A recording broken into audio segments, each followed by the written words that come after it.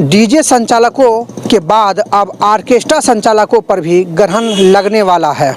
जी हाँ, मैं बता दूं कि एसपी योगेंद्र कुमार ने प्रेस वार्ता कर ऑर्केस्ट्रा संचालकों को भी हिदायत दिया है।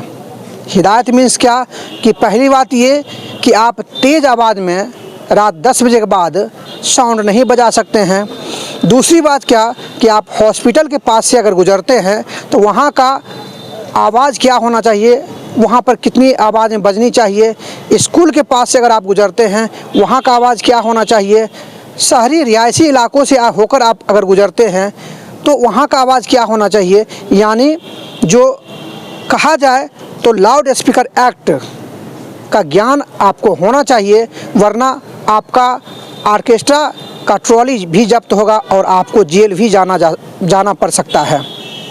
ये बड़ी खबर जो है अभी निकल के आई है, चूँकि 2-3 थाने में ऑर्केस्ट्रा जब से जब्त हुआ है तब से जो है ऑर्केस्ट्रा संचालकों ने हल्ला बोल कर दिया था। उसके बाद आज एसपी ने प्रेस वार्ता कर ये सारी चीज़ें कही है।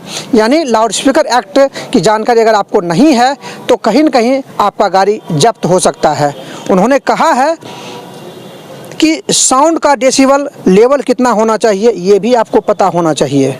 यानी डेसिबल जो है साउंड का वो मार्केट में मिलता है, उसकी जानकारी ले और कहाँ से गुजर रही है आपकी गाड़ी, वहाँ जो है कितनी आवाज़ बजनी चाहिए, ये सारी चीज़ें आपके पास जो है होनी चाहिए। यानी कहीं न कहीं जो है लोगों को परेशानी हो रही थी पहले डीजे संचालकों से।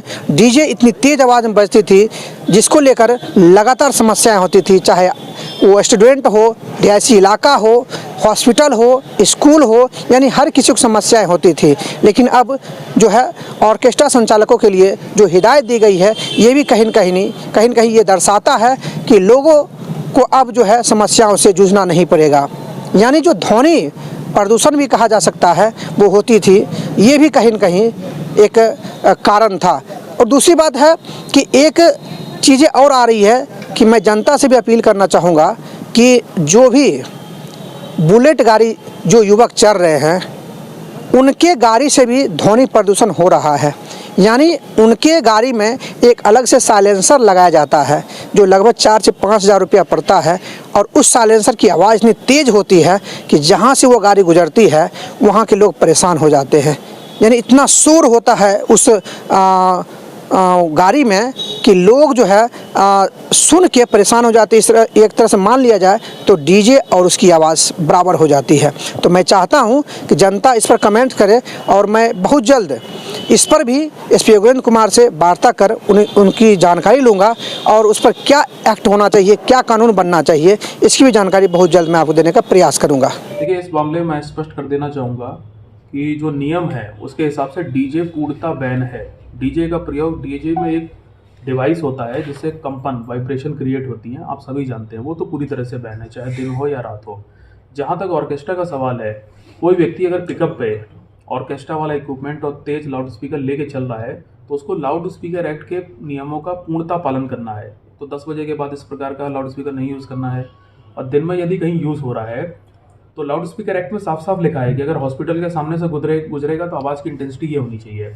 हॉस्पिटल के सामने से गुजरेगा तो आवाज़ एक लेवल से ऊपर नहीं होनी चाहिए। अर्बन एरिया, रिहायशी इलाका से गुजरेगा तो साउंड का डेसिबल लिमिट इतना होना चाहिए।